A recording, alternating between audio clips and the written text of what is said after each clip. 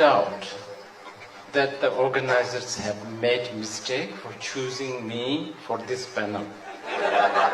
Because scientific research, zero with me. Healthcare, not at all. And medicine. Sustainable living, I'm not the best inspiration for you. I really create a lot of havoc. Perhaps the only reason why I'm here is I'm considered a Buddhist. I look like one, I guess. I should say, I'm not really I don't know whether I'm a follower of the Buddha though. Definitely I'm patriotic towards Buddhism. Is that a good thing? From the Dharma point of view? Probably not. As a Buddhist, as a follower of the Buddha, one is not supposed to be patriotic towards anything. But anyway, that's who I am. So I have to say, everything what I will say is going to be a little bit biased because I'm a patriotic Buddhist. For me, Buddhism encompasses everything. It's the epitome of scientific research. I believe that the teaching of the Buddha has been not challenged or disputed thus far, and I don't think anyone would for the years to come, centuries to come. Buddhism definitely is not a faith, it's not a blind belief. It is so not blind that actually Buddhism even deconstruct blind belief in reasoning and rationalism and logic. But Buddhism is pragmatic and it is very relevant, I believe, and is more relevant today than ever. Technique and the teachings that the Buddha have taught are so advanced for caregiving, especially caring for the mind. Actually, the Indians have been talking about mind for centuries, especially Buddhism. Long before so-called the modern world, progressive world, have paid any attention to mind, Buddhists have not only been caring for the mind, but actually Buddha really talked about what mind is.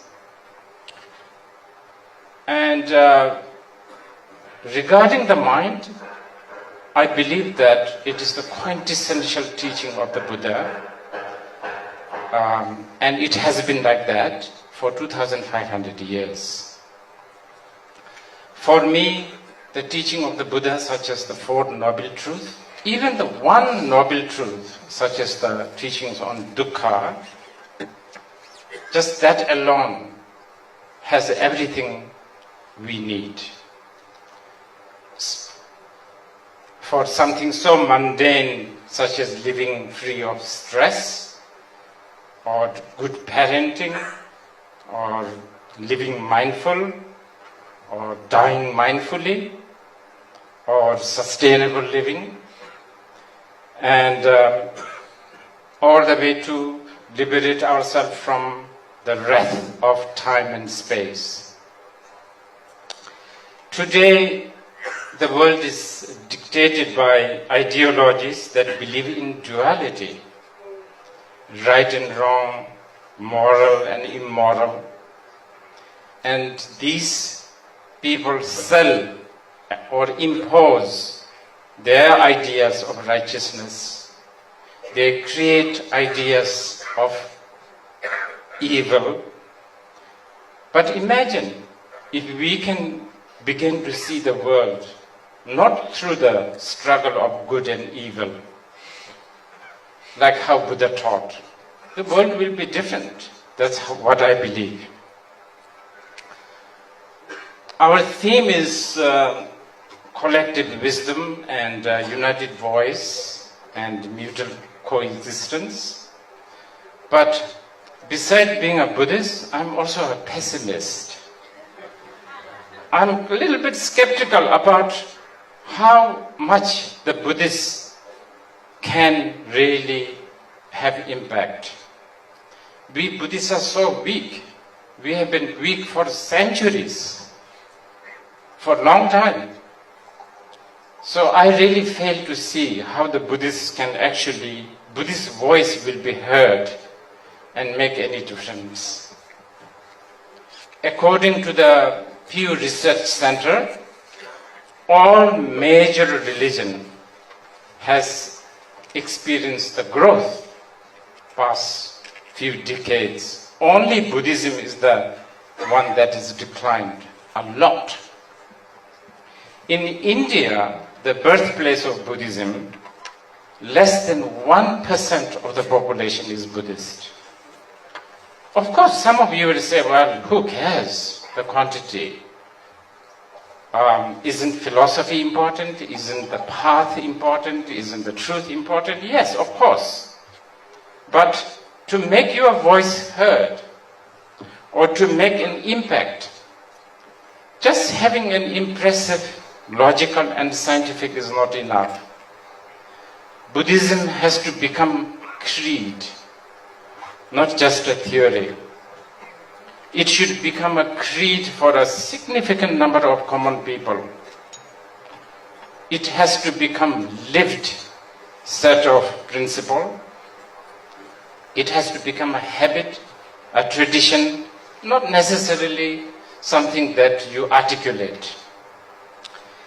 Basically, Buddhism has to go beyond the casual, occasional interest. Only then, I believe, Buddhism can be meaningful. Of course, Buddhism is meaningful for individuals like myself.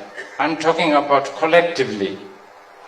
I was reading Prime Minister Modiji's speech, and in it he said, this journey of India is not only about development, but also about change in mindset. He also said that no country can progress without self-confidence. I really aspire that this vision will materialize soon. And I think Buddhism can really help boost the Indian confidence more than anything.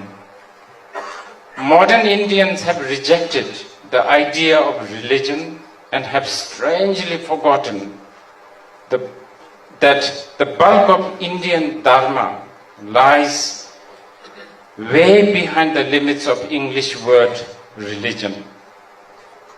Modern Europeans, of course, have rejected their religion, and they have really good reasons. But I have a feeling that the Indians, in haste to follow their European models, might have thrown the baby out with the bathwater.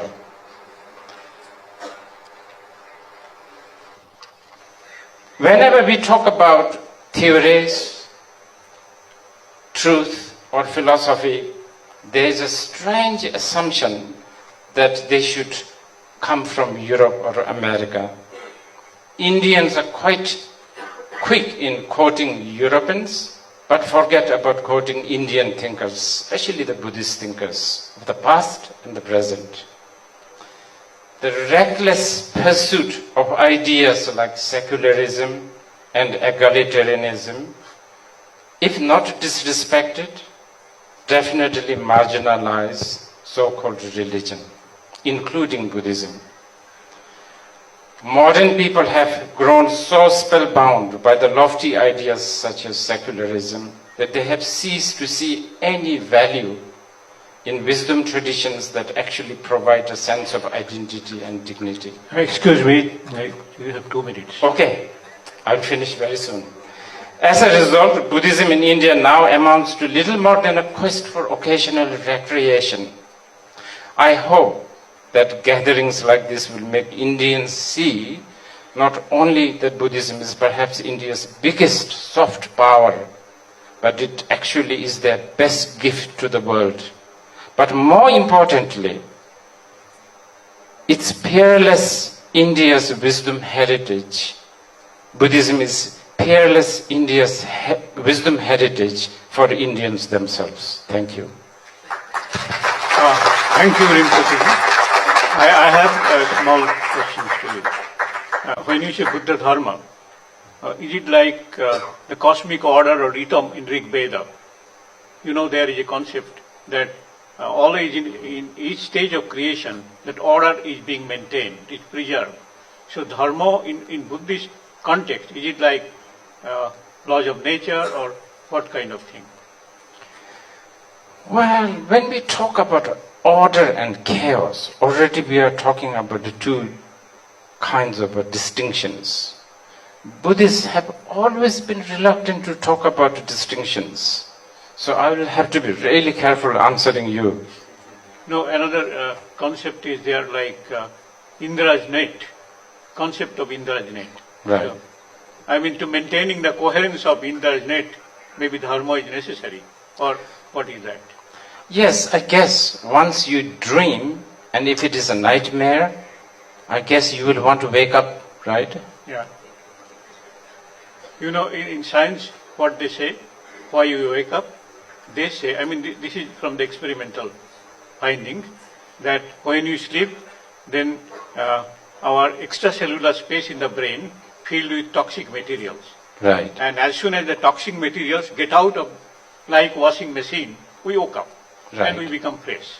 Right. This is the scientific findings of neuroscientists in USA. I don't know. I think I will have to agree with that. I think so. Okay. Okay. To the certain extent, but not too sure though. Okay. Thank you once again. Maybe we can go Thank to you.